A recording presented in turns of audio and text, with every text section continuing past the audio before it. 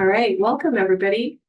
Welcome to our stakeholder meeting for the Development Services Department. This meeting is about the building review and inspections. And good afternoon. My name is E.C. Slocus. I am the Community Engagement Manager for Development Services Department. Before we begin, I want to quickly overview the engagement format for today's meeting.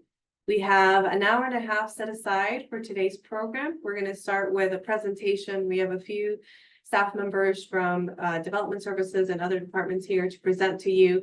And then we're going to close with a question and answer session. You can post questions throughout the presentation. We'll answer those toward the end. We have a Q&A bank at the bottom of your screen. You should be able to see that, or we also have the opportunity to be able to voice those using the raised hand function also at the bottom of your screen. If at any time you have any issues with any of those functions, please feel free to chat one of our meeting hosts, and then we'll help troubleshoot those issues. We hope to answer all of your questions, but we may not have time, or we might not have the information. So we'll post a follow-up response for those we don't get to respond to. I'd also like to note that this meeting is recorded. So everybody is going to receive a link of the presentation and a recording of the presentation as well, as long as with a summary of the Q&A. All right, with that, we'll go ahead and get started, and we will start with one of our staff members, Joydeep Goswami, to start about our citywide plan improvement process initiatives. So, Joydeep. Thanks, Isis. Yes, thank you. Hi, everyone. I'm Joydeep Goswami. I'm the Division Manager for the Land Use Review Division of the Development Services Department. I'll be speaking about the citywide site plan process improvement initiatives. So the city engaged with a third-party consultant to do a review of the site plan process. As part of that review, there was 46 initiatives that were created that we looked at from beginning to end of the site plan process. As of today, we've completed 20 of those initiatives. Those include the updated and streamlined completeness check process, the new case managed protocols for all housing projects, the new protocols for comment resolution, re-review, and new comments, and new customer service standards. Currently, there are 22 initiatives that are still in the implementation phase that we're working through. Those include the improved experience with the comment report, rolling draft comments to applicants, and creating a development process project tracker. For information regarding these initiatives, you can visit the website shown, the publicinput.com website. I'll be available at the end of this for questions related to these initiatives. But with that, I will turn it over to Intake Services. Thank you. Good afternoon. Good afternoon, everybody. My name is Roderick Burns. I'm the Division Manager for the Customer Experience Unit, which includes the intake teams and the Building and Contractor Trade Services team. On our intake teams, the residential and commercial teams, they're both maintaining a 1 business day turnaround time from the time a request is submitted until it's processed. On our commercial side, the commercial team has recently upgraded to Project Docs version 9.1.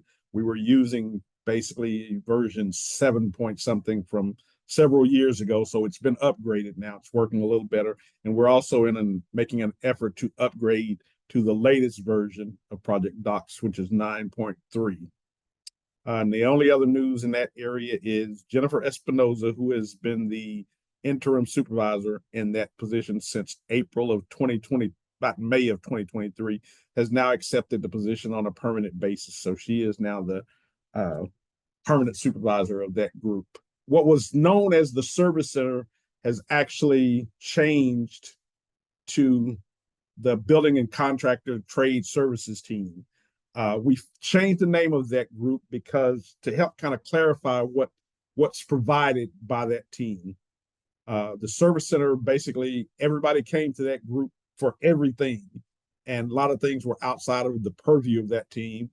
So we changed the name to better reflect what services they do provide. So it's now the Building and Contractor Trade Services team.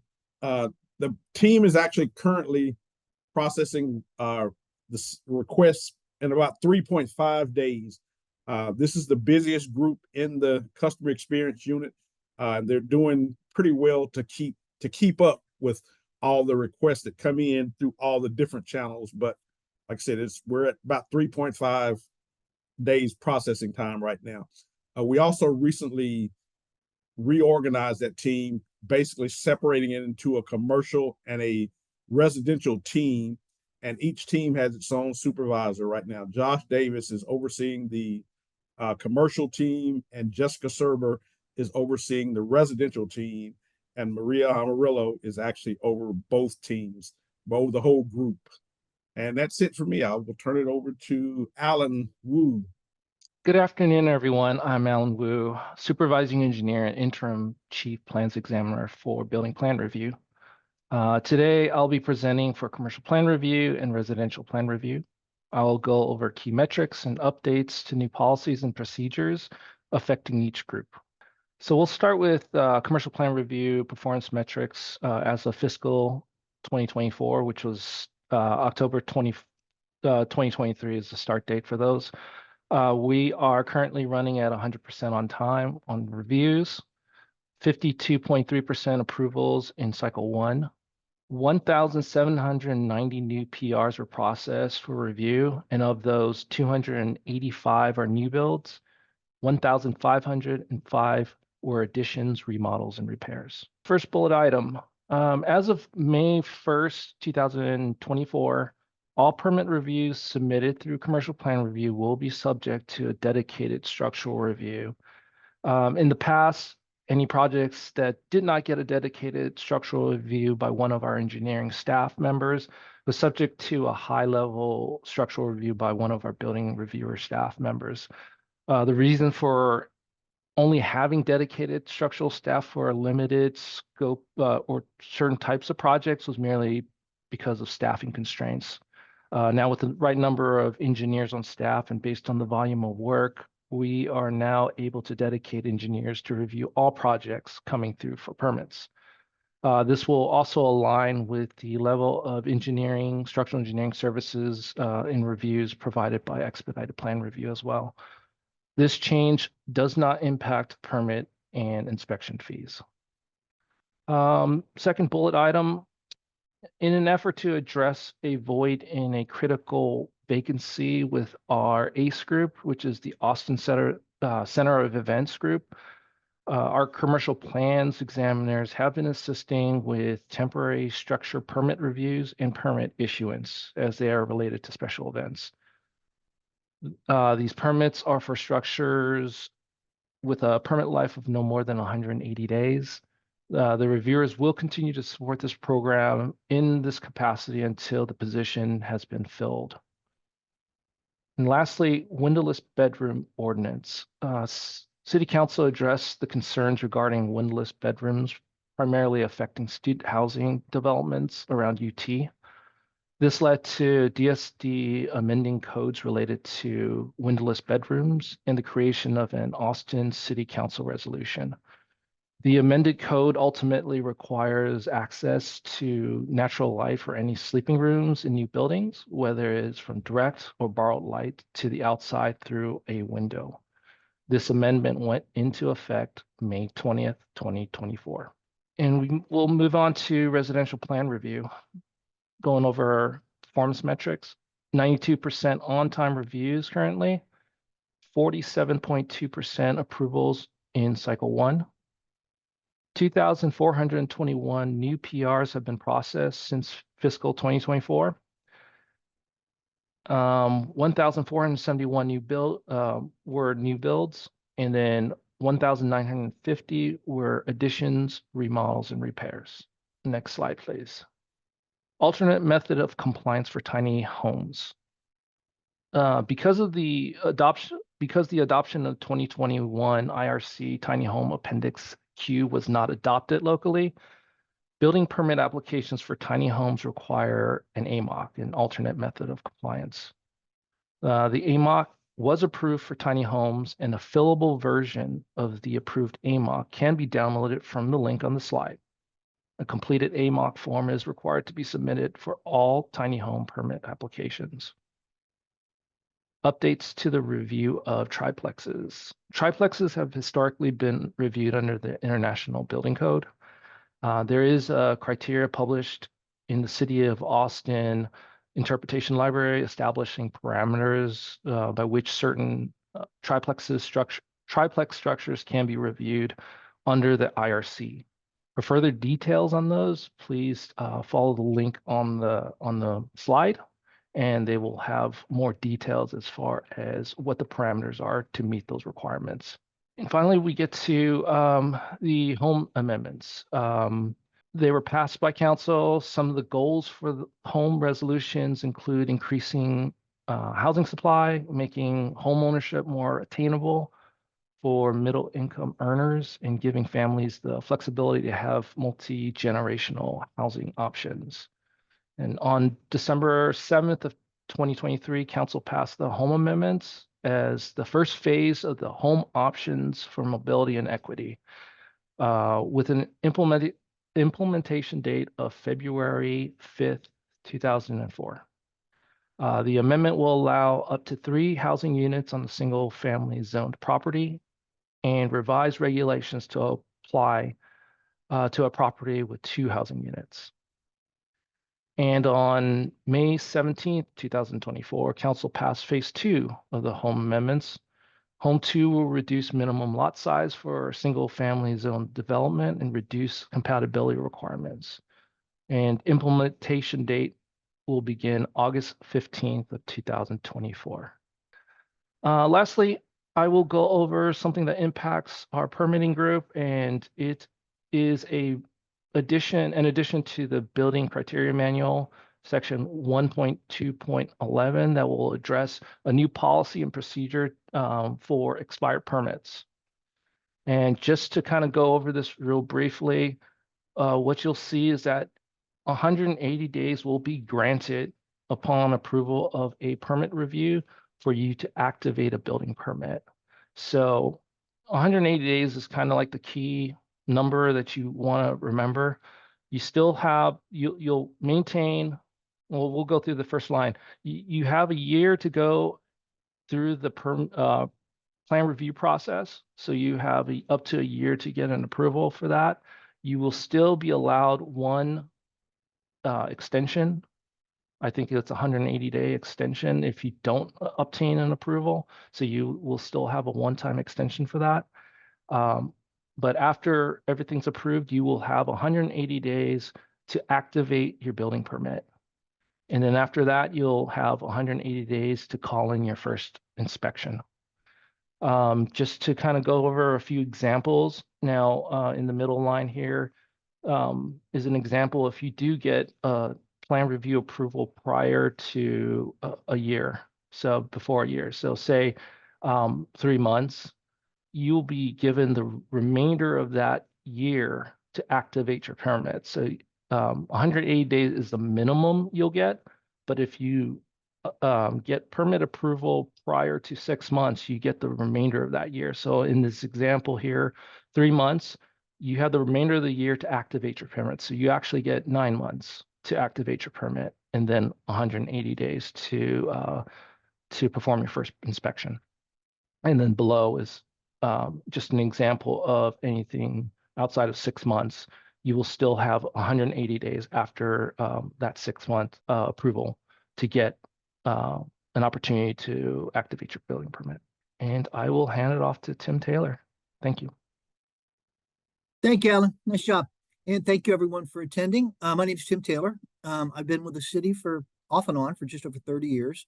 I've been in my current position of building inspector chief since October. I just want to go over highlight a few things, introduce you to our 2 new division managers. I'm going to talk for a moment about our escalation paths. Should something need to go to the next level, how we accomplish that. And then just some talk about our key metrics, performance indicators, and some of the things we try to do to increase our level of customer service. Again, I'm Tim Taylor. I've been in construction here in Austin since '93 when I first hired on with the city. Residential and commercial experience and a huge learning curve in this new position. My 2 primary guys are our 2 division managers. Marty Stair's been around for a while. He is our division manager for commercial inspections.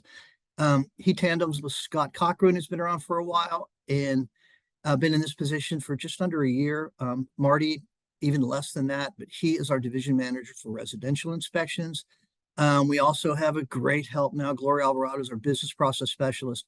She handles any variety of things and is very efficient and very thorough. So escalation path for building inspections, which is not so much a discussion about why this is not my job to answer the question, but more discussion about what's the most efficient way to address any issues that are outstanding. And this is what it is. Your first point of contact, subject matter expert, is always going to be your inspector. He'll be familiar with the conditions and the character of the project. At that point, it goes on to a supervisor who will take additional action if necessary, move it forward to the process to one of our 2 division managers, and then eventually to my desk. If I cannot sort it out, we'll send it up to our assistant director, Brenda De La Garza, and then on to Jose Roy if that's necessary, but that doesn't happen often. And again, this is important. This is not dodging the question, averting the answer. This is really trying to get you to the place who can best answer the question. So, okay, just a sort of an overview of what our volume is. And on this chart, you'll see that our goal is 90% in both residential and commercial inspections. And what that means is we want to get to 90% of our inspections the day it's called. So if you call it in on a Tuesday, it typically shows up at 6 o'clock on a Wednesday.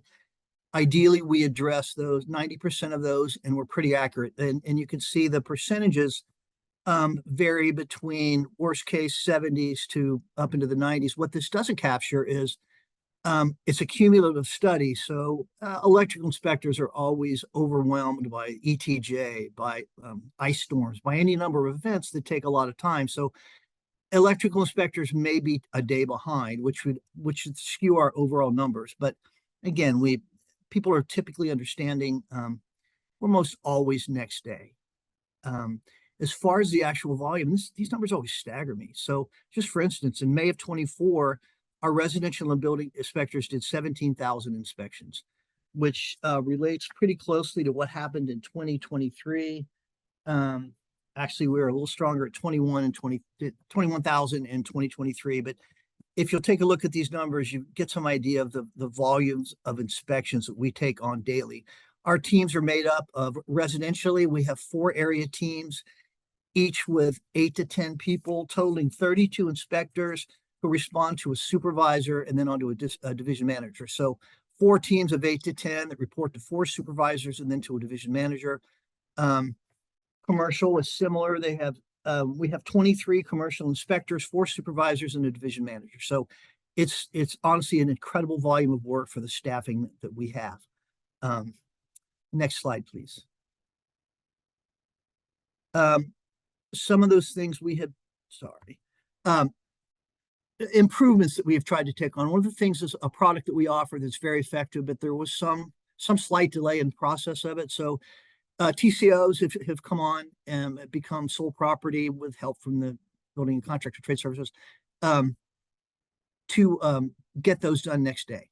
And we've been successful. And again, just to get an average turnaround time is 1 day. 580 TCO requests have been completed as of 6/1/2024. Again, just to focus on what that volume is. For instance, we issued 203 temporary certificates of occupancy in May. And that covers it. As we enter the summer, we are typically with AISD projects and West Campus housing projects, along with our, just the typical things that happen in anyone's business.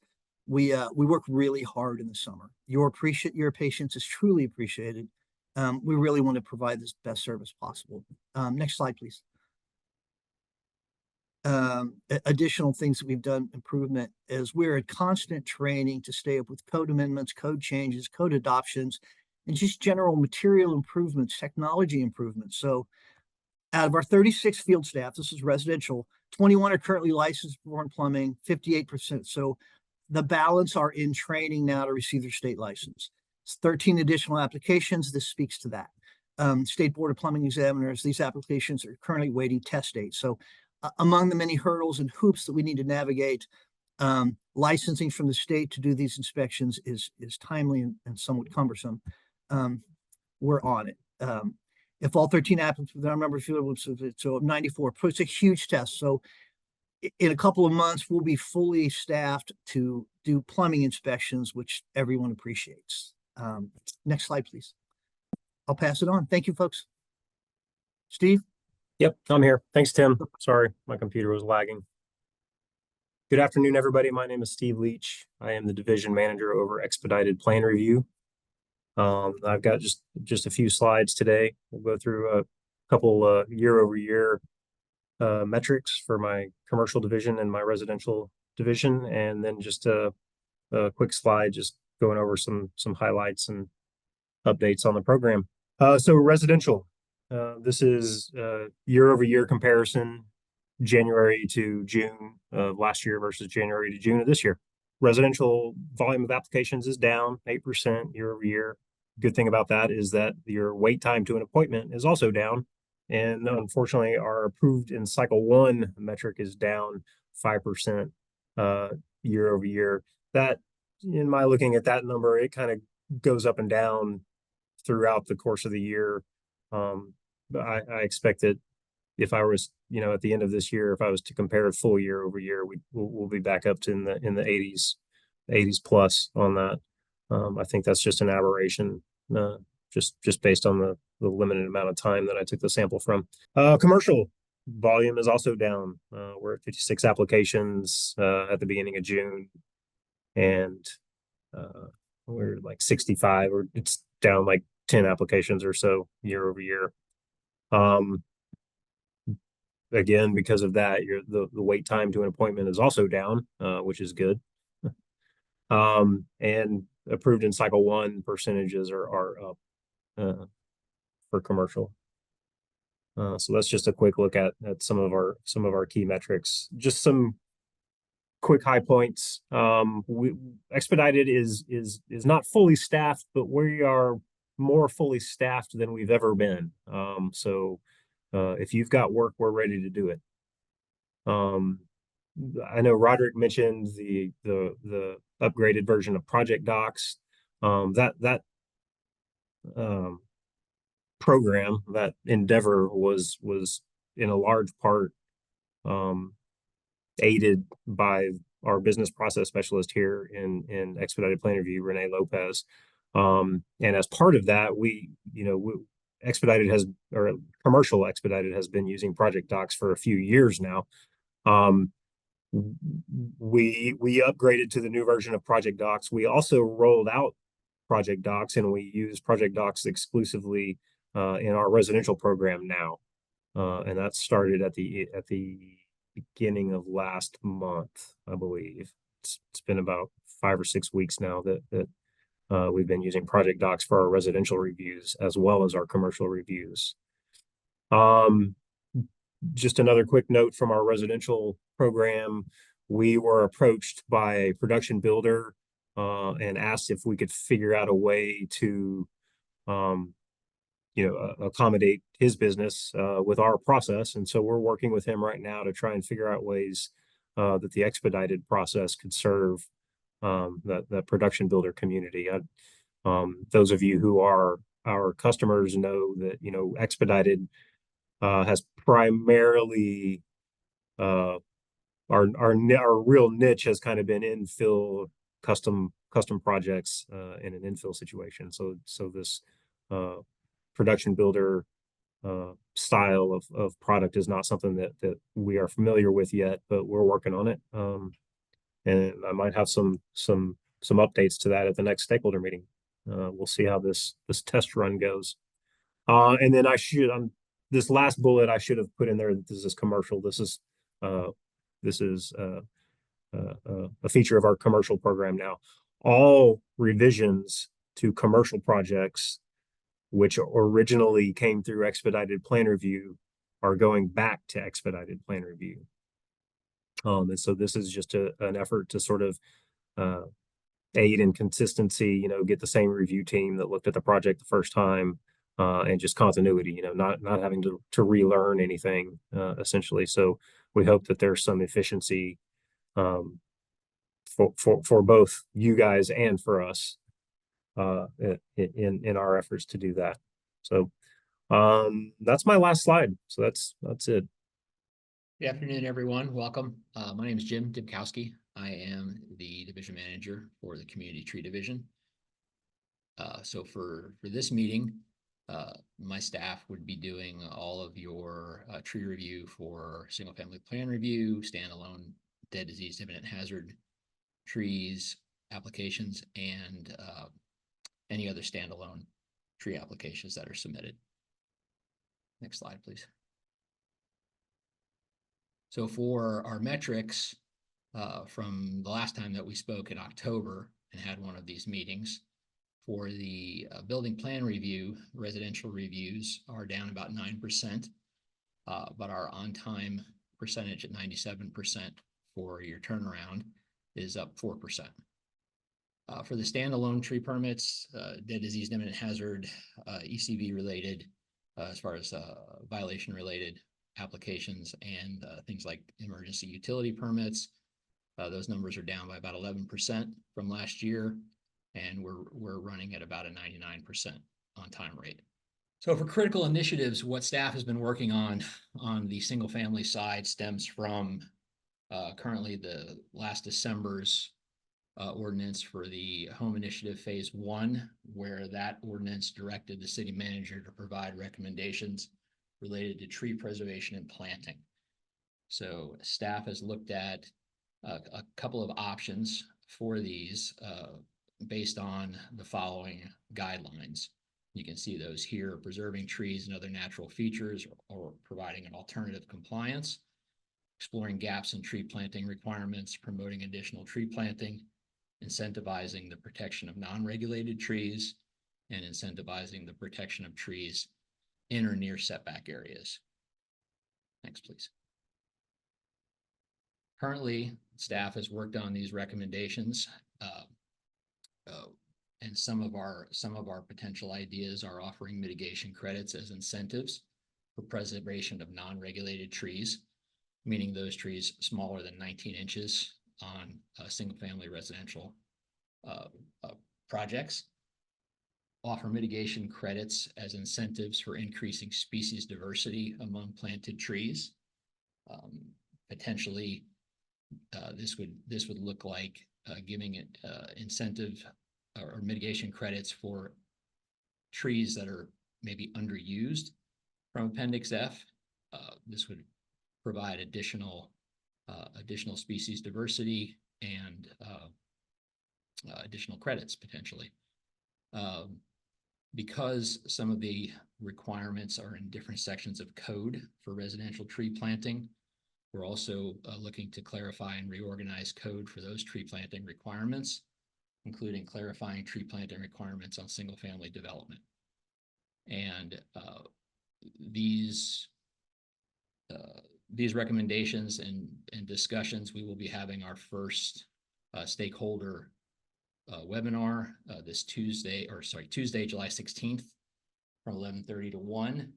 The link that is provided below will get you to be able to sign up, find information about what we're doing at that webinar, and leave comment.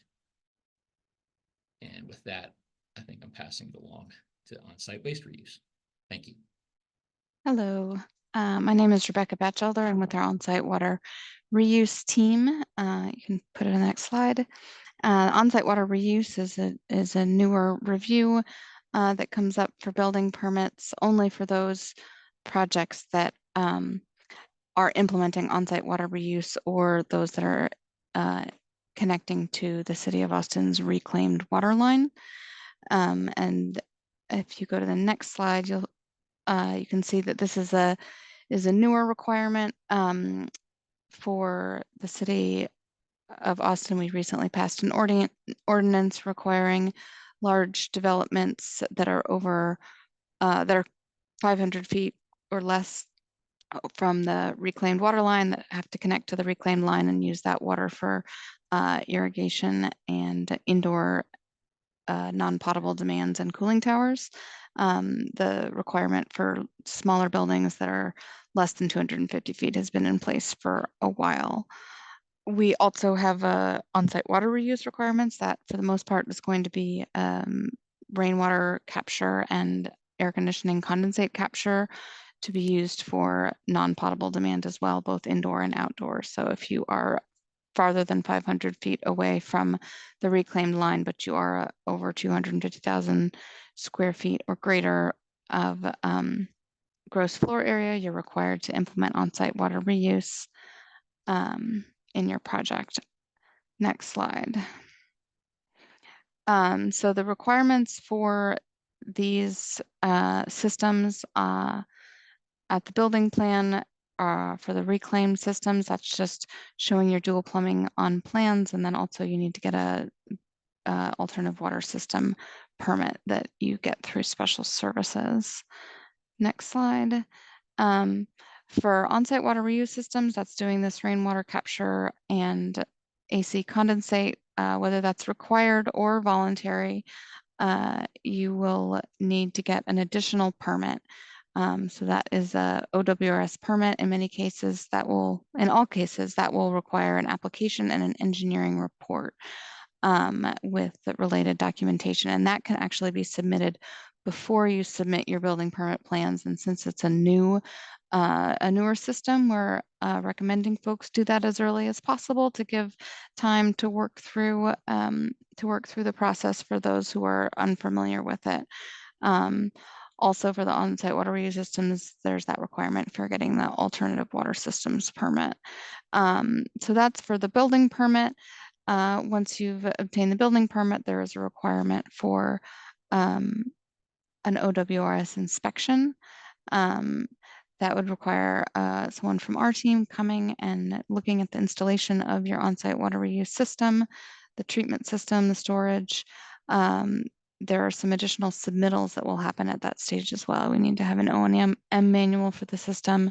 If your system has a treatment component, as most systems will be required to have, either UV or chlorination. We'll also need to see a contract with the system manager, the person that's operating the treatment system, as well as a water quality lab. They'll need to have a contract to get the sampling done for the reporting requirements.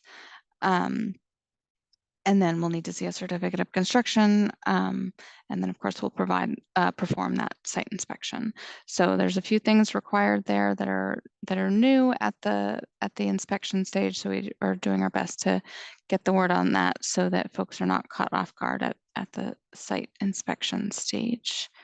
This is, kind of an entirely new program within the Austin Water. And so we just wanted to provide some links here that provide a great deal of information on the permitting requirements for both reclaimed water and on-site water reuse systems.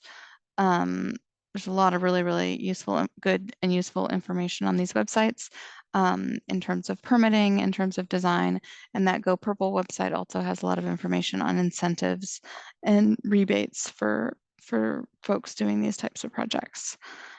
That's all I have.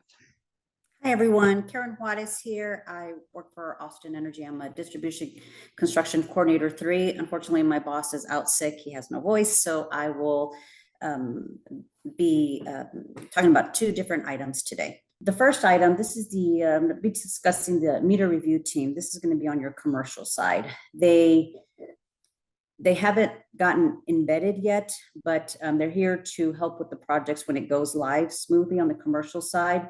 Their job on the meter review team there is to double check everything related to the meters to make sure it's installed correctly. They're gonna ensure you have the right equipment according to the AE design criteria and all the documents as far as your one line and making sure it's labeled correctly as far as addressing, matching what's installed in the field. This is a very critical step for Austin Energy and the billing.